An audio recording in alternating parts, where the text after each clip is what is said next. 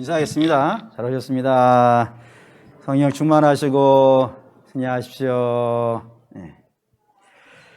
제가 성경을 읽다가 이거 참으로 아쉽다, 정말 안타깝다라고 생각하는 장면들이 몇 장이 있습니다.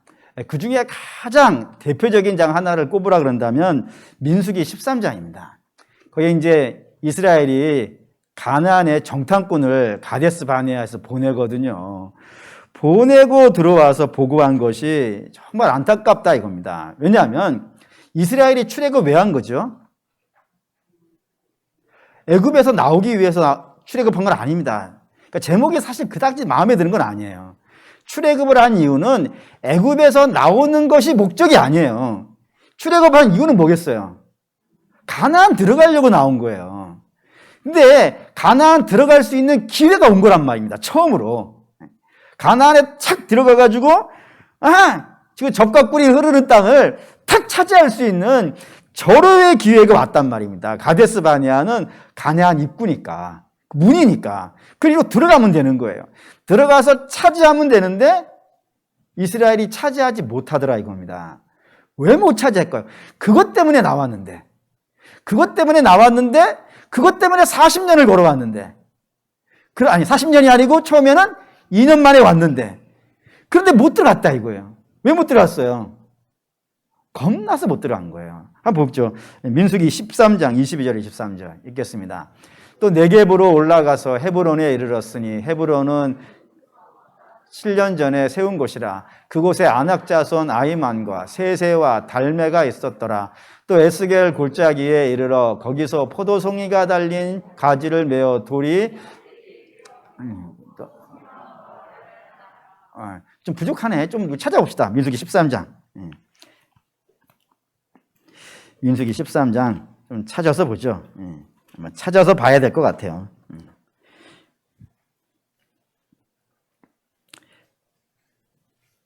31절, 31절,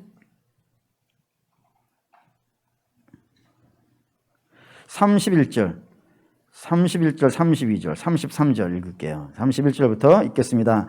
그와 함께 올라갔던 사람들은 이르되 우리는 능히 올라가서 그 백성을 차지하지 못하리니 그들은 우리보다 강하니라 하고 이스라엘 자손 앞에서 그 정탐한 땅 악평하에 이르되 우리가 두루 다니며 정탐한 땅은 그 거주민을 삼키는 땅이요 거기서 본 모든 백성은 신장이 장대한 자들이며 거기서 네피림 후손 아낙 자손의 거인들을 보았으니 우리는 스스로 보기에도 메뚜기 같으니 그들이 보기에도 그와 같은 것이니라. 우리가 못 들어가는 이유, 겁나서 못 들어갔어요. 뭐가 겁날까요?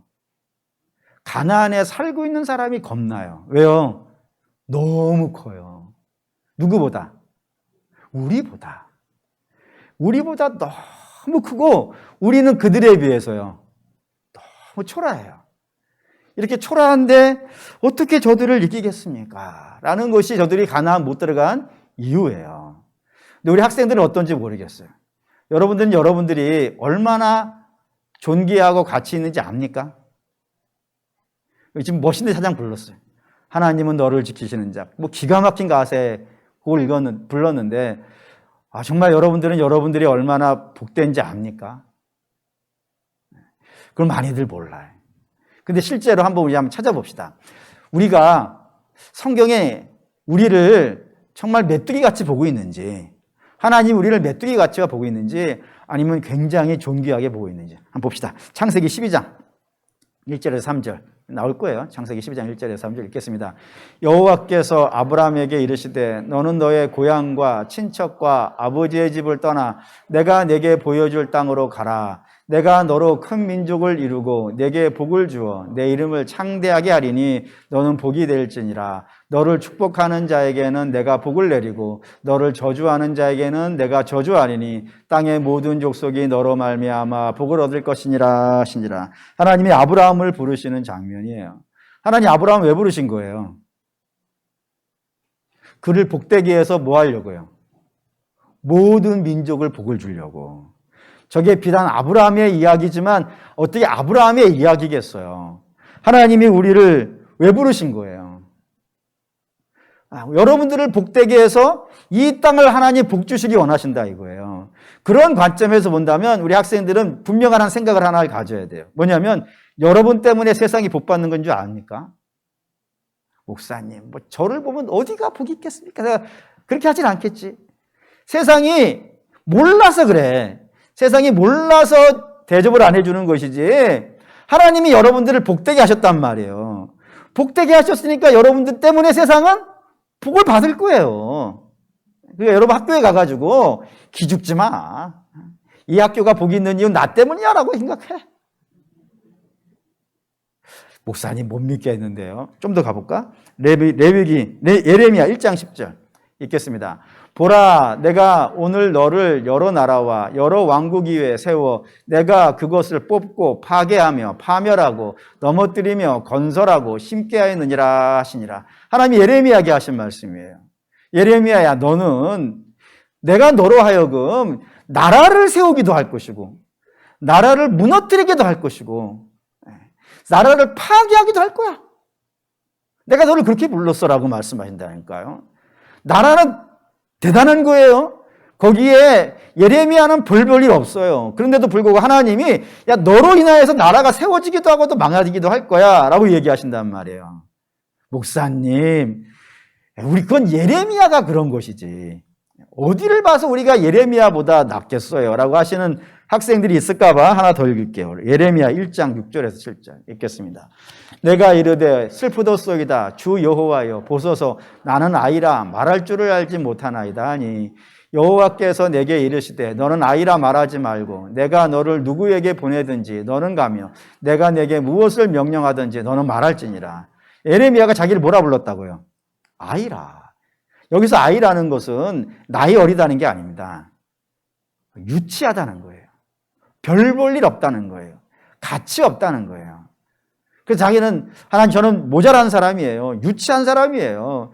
저는 말할 줄 몰라요. 그래서 여러분 말할 줄 모른다는 말을 잘 이해하셔야 돼요. 말할 줄 모른다는 것은 우리처럼 이렇게 말하는 그런 정도의 의미가 아니고 지식이 짧다는 얘기예요. 왜냐하면 서양 사람들은 말을 잘하는 사람이 많이 아는 사람이에요.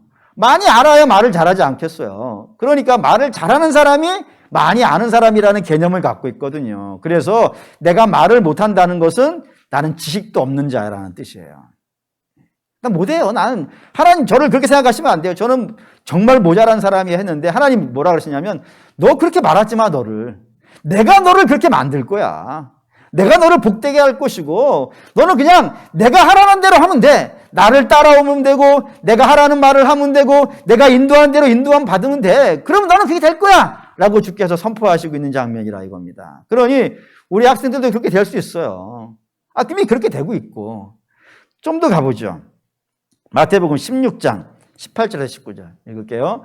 또 내가 내게 이르노니 너는 베드로라. 내가 이 반석 위에 내 교회를 세우리니 음부의 권세가 이기지 못하리로다. 내가 천국 열쇠를 내게 주리니 내가 땅에서 무엇을 매면 하늘에서도 매일 것이고 내가 땅에서 무엇이든지 풀면 하늘에서도 풀리리라 하시고 주께서 베드로에게 말씀하시기를 내가 너에게 천국의 열쇠를 준다.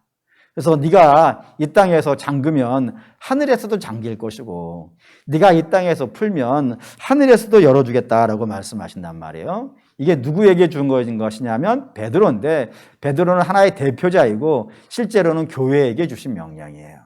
교회는 뭐죠? 교회는 건물이 아니에요. 교회는 예수 그리스도를 믿는 사람들의 모임이에요. 그 사람 몇 살짜리를 사람이라고 할까요, 거기서? 예수 그리스도를 믿는 사람들의 모임이라고 그랬으니까 몇 살부터가 이 모임에 해당이 될까요? 어른들만 될까요? 네. 여러분들 예수 믿죠? 그럼 여러분도 예수 믿는 사람이니까 교회죠? 그럼 여러분에게도 천국 열쇠가 있겠어요, 없겠어요? 있죠? 여러분이 잠그면 잠길까요, 안 잠길까요? 여러분이 열면 열릴까요, 안 열릴까요? 주님의 약속대로라면 예수 믿는 사람들이 이 땅에서 열면 하늘에서 열리고 이 땅에서 잠기면 하늘에서도 잠긴다고 했어요. 존귀하죠? 대단합니다. 좀 더 가볼게요. 로마서 8장 35절 37절 읽겠습니다. 누가 우리를 그리스도의 사랑에서 끊으리요 환난이나 공고나 박해나 기근이나 적신이나 위험이냐 칼이랴. 기록된 바 우리가 종일 주를 위하여 죽임을 당하게 되며 도살당할 양같이 여김을 받으리라 함과 같으리로다. 그러나 이 모든 일에 우리를 사랑하시는 이로 말미암아 우리가 넉넉히 이기느니라. 우리 앞에 인생의 문제 많다 이거예요. 쉽지 않아요. 여러분도 이미 인생이 만만치 않다는 걸 알았을 것이고 어른들은 뭐 말할 것도 없죠. 만만치 않고 어려운 일 많아요. 근데 그런 모든 일들을 우리 힘으로 이겨나갈 수 있다 없다? 없다 이거예요. 근데 하나님께서 우리에게 뭐라고 말씀하시냐면 넉넉히 이긴다고요. 아슬아슬하게 이기는 게 아니라 넉넉하게 이긴다고요. 어떻게 해서요?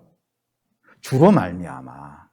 주로 말미암아 우리는 이 세상의 모든 문제를 넉넉하게 이겨갈 수 있는 그런 하나님의 백성이라 이겁니다. 그러니 존귀해요, 안 존귀해요?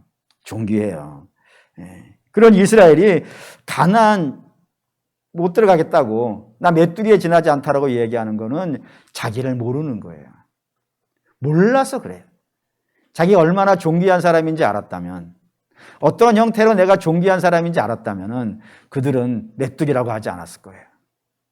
오히려 저들이 아무리 장대하다 하지만 우리 하나님으로 인하여서 우리 넉넉히 이깁니다라고 하면서 들어갔을 거예요.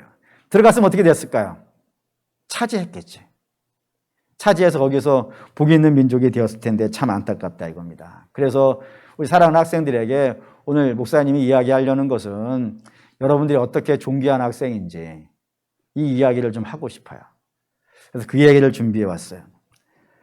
그럼 우리는 이렇게 생각해 봅시다. 우리 존귀한 사람인데 언제부터 존귀해졌을까요? 이거 좀 읽을까요? 디모데전서 1장 13절에서 15절 읽겠습니다. 내가 전에는 비방자요 박해자요 폭행자였으나 도리어 긍휼을 입은 것은 내가 믿지 아니할 때에 알지 못하고 행하였음이라.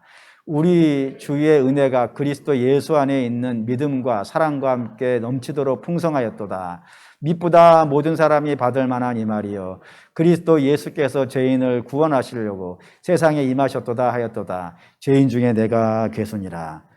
우리 존귀한 사람인데 원래부터 존귀한 사람은 아니라 이거예요. 우리는 원래 어떤 사람이라고요? 비방자이고 박해자라고요. 단지 이거를 예수님 욕한다 정도의 아주 작은 개념으로 보지 않았으면 좋겠어요. 성경에서 말하는 죄인, 성경에서 말하는 비방자, 성경에서 말하는 대적자라는 것은 하나님을 알되 하나님을 영화롭게 하지 않은 자예요. 하나님을 영화롭게 하지 않고 하나님 뜻대로 살지 아니하고 어떻게 사는 거예요? 자기 마음대로, 자기 영광대로, 자기 욕심대로, 자기 정욕대로 그렇게 사는 사람을 성경은 죄인이라 그래요. 그런 관점에서 본다면 우리 학생들도 만만치 않을걸요. 아마 학생들이 제일 많이 하는 말, 저도 어렸을 때 제일 많이 했던 것 같아요. 엄마한테 뭐라 그러면 엄마한테 항상 이런 말 하죠. 내 마음이야! 그리고 항상 자기 마음대로 하죠.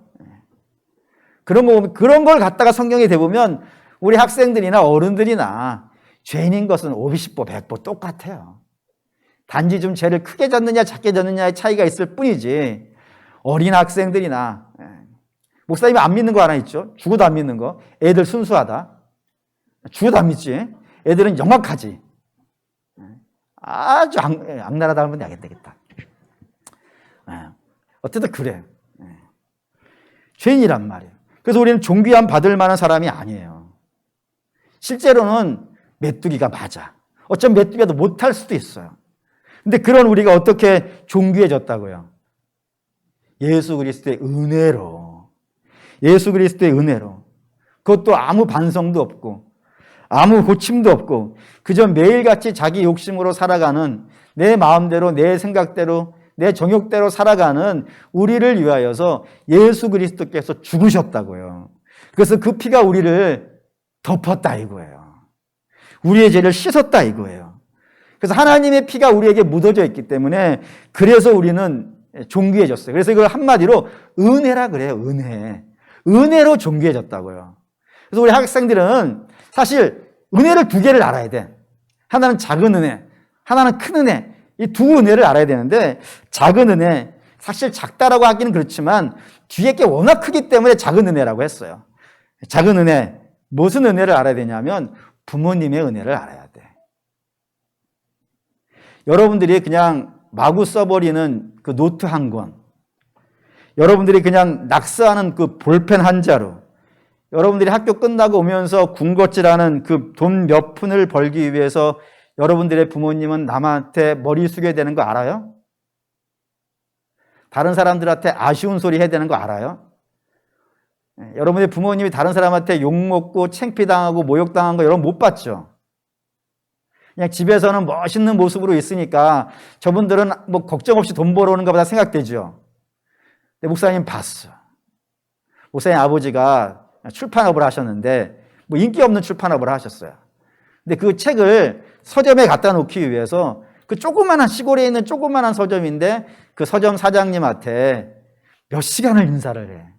요즘 놓게 해달라고. 목사님의 아버지도 그렇게 사셨으니까 여러분들의 부모님도 별다르질 않을걸요. 뭐 세계적인 재벌집 아들이라 재벌이라 그러면 뭐 안 그럴 수 있겠지만 내가 알고 있는 여러분들의 부모님은 그 정도는 아니니까 다른 사람들 앞에 수도 없이 고개 숙이고 아쉬운 소리 이야기하고 새벽부터 밤늦게까지 등골 빠지면서 일해가지고 100원을 버는 거야. 근데 그걸 갖고 딱지치기를 해버리면 되겠어요? 노트 한 권 그렇게 써가지고 낙서해가지고 갖다 버려서야 되겠어요? 볼펜 한 자로 그렇게 의미 없이 갖다 써버려야 되겠어요? 여러분들의 학원비가 얼마인데 그 학원에서 공부할 때 딴짓하고 수업 시간에 그 수업료가 얼마인데 그걸 엉뚱한 데 써버리고 졸고 하는 것으로 써버리면 되겠어요? 그럼 안 되죠? 여러분들은 부모님의 은혜를 알아야 돼. 나를 위해서 얼마나 애쓰시는지 그 은혜를 꼭 알아야 돼요. 아쉬운 때만 엄마 아빠 하지 말고 정말 엄마 아빠에게 은혜를 아는 사람이 됐으면 좋겠어요. 근데 이건 작은 은혜이고 뒤에 게 더 크기 때문에 큰 은혜예요. 부모님의 은혜. 근데 지금부터 얘기할 은혜가 너무 크기 때문에 그걸 작은 은혜라고 했어요. 큰 은혜는 뭐냐면은 우리를 위해서 하나님이 죽으셨다는 거예요. 우리를 위해서. 누가 우리를 위해 죽어줄까? 부모님도 그건 안 될걸. 부모님이 건지기 위해서 목숨을 던지는 건 사실이에요. 하지만 실제로 죽어주는 것과는 달라. 근데 하나님은 우리를 위해서 이 땅에 오셔서 모욕을 당하시고 창피를 당하시고 몸이 찢어져가는 매를 맞으시고 십자가에 달려 죽기까지 하셨다 이겁니다. 그래서 16절 한번 읽죠. 16절 읽겠습니다. 그러나 내가 긍휼을 입은 까닭은 예수 그리스도께서 내게 먼저 일체 오래 참으심을 보이사 후에 주를 믿어 영생 얻는 자들에게 본이 되게 하려 하심이라. 우리 주께서 사도 바울이 이렇게 고백하는 거예요. 내가 그 막 나가는 죄인이었었는데 그 죄인을 위해서 주께서 일체 오래 참아주셨다고. 그 일체라는 말이 중요해요. 일체라는 건 죽어주심까지, 죽기까지 참아주셨다고요. 그 은혜가 있었기 때문에 내가 오늘 존귀한 사람이 되었고 구원받은 자가 되었다라고 이렇게 고백하고 있다 이겁니다. 이게 큰 은혜예요. 우리 사랑하는 우리 학생 여러분들은 이 큰 은혜도 알아야 돼요. 작은 은혜, 부모님 은혜, 그거는 세상 사람들도 다 알아야 되는 거예요. 근데 우리 믿음의 학생들은 세상 사람 아는 정도의 은혜만 알면 안 돼요. 여러분들은 하나님이 나를 위해 죽어주셨다는 일체 오래 참아주셨다는 이 놀라운 은혜를 이왕이면 나이 들어서 알았지 않았으면 좋겠어요. 물론 나이 들어 아는 것도 중요해. 근데 이왕이면 좋은 건 언제 해야겠어요? 이왕이면 어릴 때 해야지. 목사님이 쭉 보니까 믿음의 선배들 이야기 쭉 보니까 여러분만 할 때 하나님의 은혜를 알고 믿음으로 산 자들은 크던데? 무슨 말 이해되죠? 미리 대기만성은 말이 좋아서 대기만성이고 큰 그릇은 처음부터 만들어야 돼. 할렐루야. 어렸을 때 알았으면 좋겠어요. 어렸을 때 교회 그냥 억지로 나오지 말고 그런 소망 좀 품어보시죠. 하나님, 제 나이 비록 어리지만 하나님 은혜를 알게 해주십시오. 하나님이 어떤 분이신지, 예수 그리스도께서 나를 위해 죽으셨다는 것이 얼마나 신비롭고 놀라운 것인지 나로 하여금 알게 해주십시오. 이런 기도 한번 해보시죠. 그래서 하나님의 은혜를 아는 믿음의 학생 되기를 주의 이름으로 축원합니다. 근데 그렇게 사도 바울이 일체 오래 삼으심으로 나를 구원해 주셨는데 그 구원해 주신 이유가 있다 이거예요. 그 구원해 주신 이유가 뭐냐면 다음에 오는 사람들에게 본이 되려고 라고 했단 말이에요. 그러니까 본이 되려고. 그러니까 우리가 사도 바울을 볼 때 봐야 되는 게 있다 이거예요. 그 봐야 되는 게 세 가지예요. 세 가지. 첫째, 여러분 은혜의 본을 받아야 돼. 무슨 말이냐면은 사도 바울은 남들에게 자랑할 게 굉장히 많은 사람이에요. 뭐가 자랑스럽냐면 그는 명문 가문 출신입니다. 로마의 시민권을 가졌다 그러는데 로마의 시민권을 갖기 위해서는 두 가지 조건이 필요하다고 되어 있어요. 하나는 부자여야 돼. 또 하나는 그 지역에 아주 유력한 가문이어야 돼요. 이 두 가지 조건이 맞지 아니하면은 로마의 시민권을 주지 않는데 사도 바울은 로마의 시민권을 태어나면서부터 받고 나왔다고 되어 있어요. 그 말인즉슨 사도 바울의 가문이 명문 가문이라는 것이고 또 하나는 대단한 부자라는 것을 표현하는 거예요. 또 사도 바울이 자랑할 만한 것이 있어요. 그게 뭐냐면 공부를 어마어마하게 잘했어요. 요즘으로 말하면 10대에 정기적으로 나이 딱 밟아가지고 대학 가는 게 아니라 월반을 해서 대학을 갔어. 그것도 요즘으로 말하면 서울대 법대를 월반을 해서 가가지고 대학교 한 1, 2학년쯤에 사법고시를 봐가지고 소년급제를 했네. 그리고 소년급제를 해가지고 뭐 대검찰청의 특수부 몇 과 이렇게 신임으로 임명이 되어졌고 거기서도 너무 일을 잘한다 그래가지고 대통령이 특사로 보낼 만큼 그 정도의 실력을 어린 시절에 보냈으니까 뭐 대단한 사람입니다. 이런 것도 사도 바울이 자랑할 수 있어요. 또 뿐만 아니라 그가 신앙인이 되고 나서도 자랑할 게 굉장히 많아. 예를 들어 그는 천국에 갔다 왔다고 얘기했거든요. 난 천국 내 눈으로 봤어. 그런 것도 자랑할 만한 것이고 그건 기도해주면 병이 나. 심지어는 사도 바울이 가지고 있는 앞치마 있는데 작업할 때 쓰는 앞치마가 있는데 그 앞치마를 병든 자에게 덮어주면 나. 사도 바울이 갈 곳도 없어요. 또 사도 바울이 기도를 해주니까 예배당에서 졸다가 떨어져 죽은 사람이 살아나. 그 대단한 능력을 갖고 있는 사람이에요. 그러니까 자랑할 게 굉장히 많아요. 굉장히. 근데 그런 걸 자랑을 안 한대. 난 이런 거 자랑 안 해. 왜냐하면 고린도후서 11장 읽겠습니다. 내가 부득불 자랑할진대 내가 약한 것을 자랑하리로다. 주 예수의 아버지 영원한 찬송할 하나님이 내가 거짓말 아니하는 줄을 아시느니라. 사도 바울이 나 그런 거 안 자랑한다 이거예요. 내가 자랑할 것이 있다면 오직 예수 그리스도밖에 없다. 내가 예수 그리스도만 자랑한다는 걸 하나님이 증명해 주신다라는 거예요.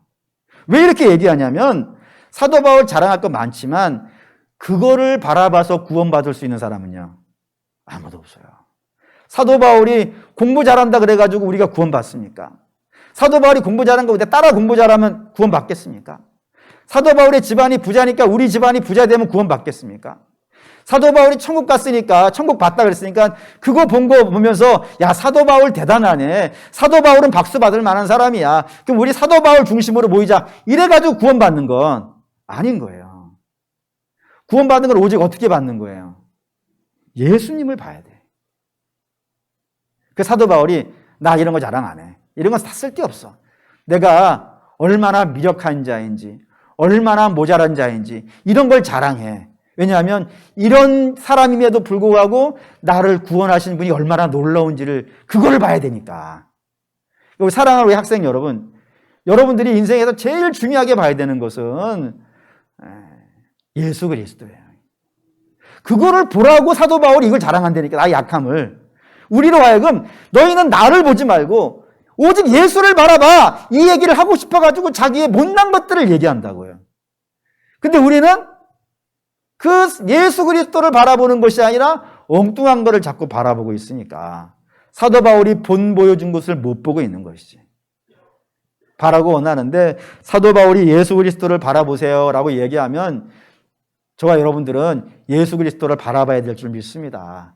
그게 우리의 구원의 근거이기 때문에 그렇습니다. 이 은혜의 본이고, 두 번째는 충성의 본이라고 되어져 있어요. 예, 사도는 지금 자신이 하는 일에 예수님이 내게 명령하신 거예요. 내게 명령하신 거니까 그걸 어떻게 해야 되겠어요? 열심히 해야 돼. 그 12절 한번 볼까요? 읽겠습니다.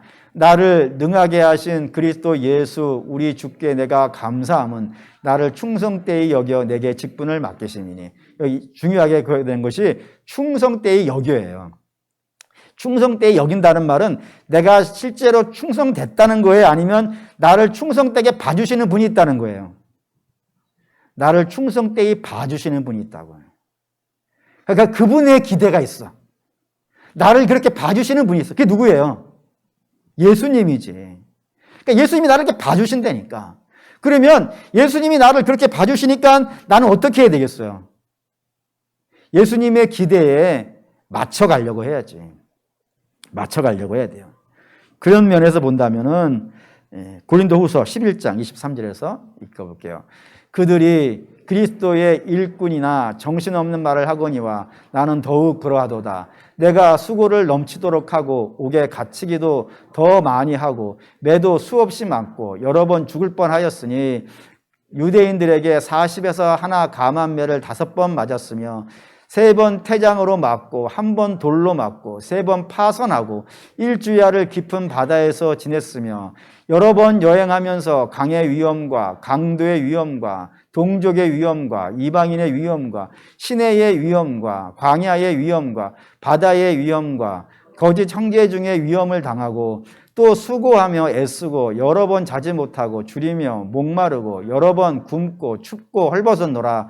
이 외에 일은 고사하고 아직도 날마다 내 속에 눌리는 일이 있으니 곧 모든 교회를 위하여 염려하는 것이라. 내가 약하면 내가 약하지 아니하며 누가 실족하면 내가 애타지 아니하더냐. 예. 사도 바울이 하나의 소망이 있는 거예요. 그게 뭐냐면 교회를 위한 소망이에요. 하나님이 사도 바울을 교회를 위해서 불렀으니까 너는 교회를 위해서 이렇게 살아야 돼 라고 이렇게 명령을 하신 거예요.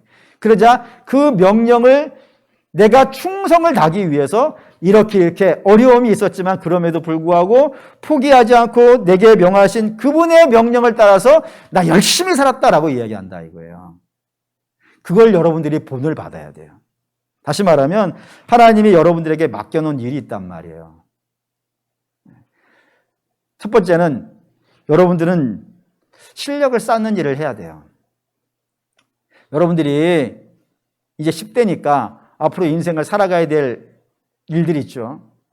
그 세상을 살아갈 때 하나님께서 여러분들에게 너는 이거를 해 라고 명하시는 것들이 있어요. 예를 들어 공부해야 될 때는요. 공부해야지. 공부는 잘하는 게 목표가 아니라 성실함이 목표예요. 그렇죠? 학생이 공부하는 게 성실이잖아.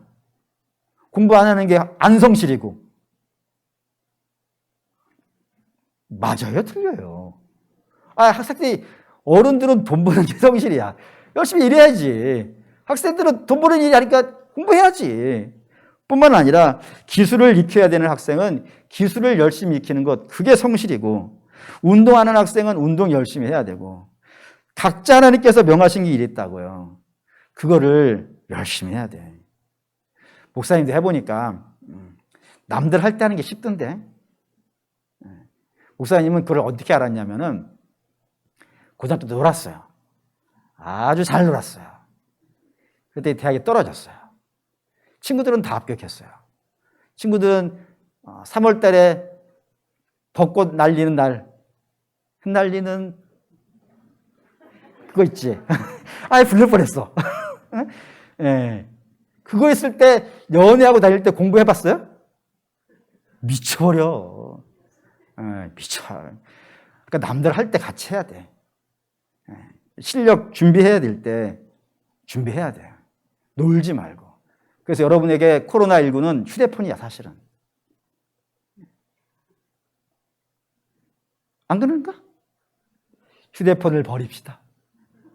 전부 다 저를 주면 제가 잘 쓰도록 할게요. 두 번째, 하나님이 여러분에게 명령하신 것은 실력 기르는 거 하나고, 또 하나는 하나님 말씀대로 사는 것. 그거 명령하셨어요. 여러분, 실력만 기르는 거는 예수 안 믿는 사람도 해. 당연히 우리도 해야지. 그런데 우리는 그보다 더 중요한 게 있어요. 그게 뭐냐면 하나님 우리에게 명령하신 게 있다고요. 그 명령하신 건 그거를 살아야 돼. 신자가 거룩하게 사는 거예요. 세상과 적당히 타협해가지고 세상이 시키는 대로 살아가는 것이 아니라 순결한 주님의 신부로 살아가는 겁니다. 그래서 거짓말하지 아니하고 편한 길 찾아다니지 아니하고 정직하고 청결하고 순결하며 하나님 말씀에 부족한 자가 되지 않으려고 몸부림치는 게 있어야 돼요. 그러려면 기도를 많이 해야 돼. 우선 먼저 성경을 많이 읽어야겠네. 그러니까 우리 학생들도 성경을 읽어야 돼. 최소한 목사님이 한번 새벽 예배 때는 설교를 했었는데 어린이부에 시작해가지고 고등부를 졸업하면 12년이죠. 12년. 그 12년 동안에는 성경 한번 읽고 나와야 되지 않겠습니까? 원래 하루에 한 장씩 읽으면 3년이면 읽어. 근데 4배로 늘어졌으니까 한 장을 4분 뜯으면 나르면 되겠네. 안 어려워.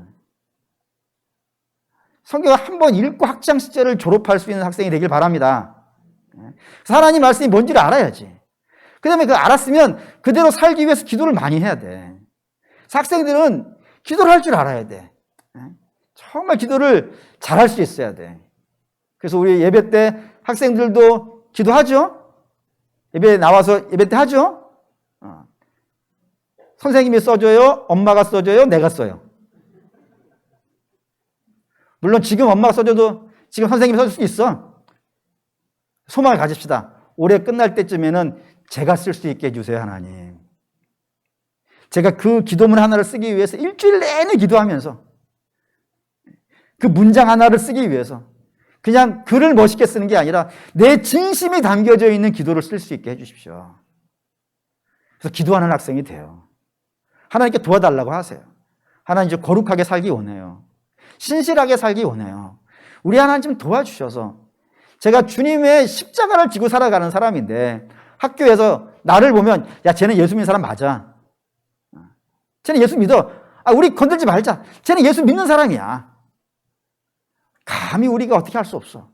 라는 이야기를 들을 수 있는 그런 믿음의 사람이 됐으면 좋겠어요. 뿐만 아니라 교회 잘 섬겨야지. 교회를 사도 바울도 잘 섬기려고 애를 썼다고 했으니까 그걸 본을 받아서 여러분도 교회 잘 섬겨야 돼요. 교회 잘 섬기는 것은 복음 열심히 전하는 겁니다. 목사님, 지금 때가 어느 때인데 복음 전해요.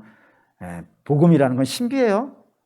어떻게 신비하냐면 내가 능력이 있다라고 전도가 되는 게 아니에요. 하나님이 하시는 일이에요. 나는 뭐만 하는 거예요. 난 외치기만 하는 거예요. 그럼 주께서 그 외침을 듣고 니느웨에 있는 그 못난 사람들도 회개시키잖아요. 그러니까 우리는 때를 얻든지 못 얻든지 예수 믿으라고 외치는 사람이 돼야 돼요. 뿐만 아니라 여러분들이 교회에서 임원도 하고 있고 찬양대도 하고 있고 또 봉사도 하고 있고 있을 거예요. 그거를 할 수 있어야 돼. 이왕 내게 맡겨진 것 성실하게 할 수 있도록 도와주십시오. 라고 할 수 있어야 됩니다. 그리고 마지막 세 번째가 가치의 본이에요. 가치의 본. 그러니까 사도 바울이 가치의 본을 보여줬는데 어떻게 보여줬냐면 빌립보 4장 14절, 3장 14절 읽을게요. 표대를 향하여 그리스도 예수 안에서 하나님이 위에서 부르신 부름의 상을 위하여 달려가노라. 그러니까 자기는 이 땅이 목표가 아니에요. 사도 바울의 목표는 하늘나라예요. 왜 하늘나라가 목표일까요? 내 상은 거기에 있어요. 여러분, 신자는 이 땅에서 하나님 물론 상을 주실 때가 있어요. 근데 그걸 목표로 삼으면 안 돼요.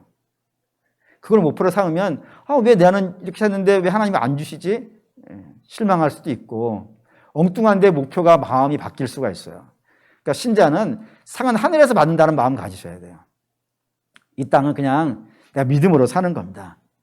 그거를 본으로 보여주는 거예요. 좀 더 볼까요? 디모데후서 4장 7절에서 8절. 사도 바울의 유언입니다. 읽을게요.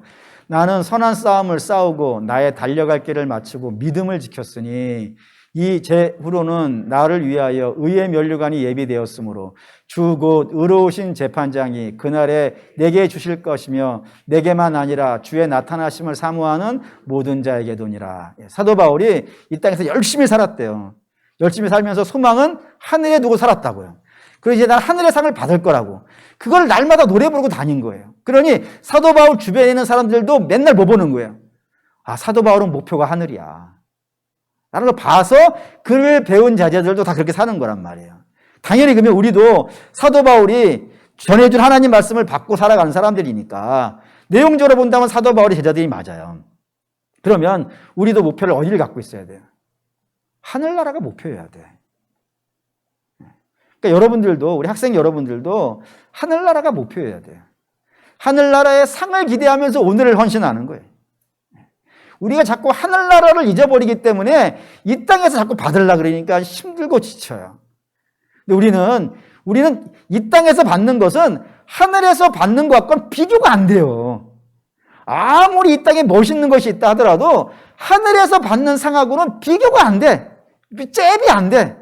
그러니까 이 땅에서 못 받다고 열받아 하지 말고 내 상은 하늘에 있어.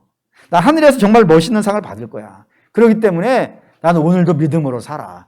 라는 마음을 갖기를 바라요. 말씀의 결론입니다. 신자는 영광스러운 사람입니다. 어떻게 해서 영광스러워졌냐면 예수님이 우리를 죄에서 구원해 주셨기 때문에 영광스러워졌어요. 그리고 그렇게 영광스러운 구원받은 자녀들은 이 땅을 은혜로 살고 이 땅을 충성으로 살고 이 땅을 하늘 소망을 두고 사는 겁니다.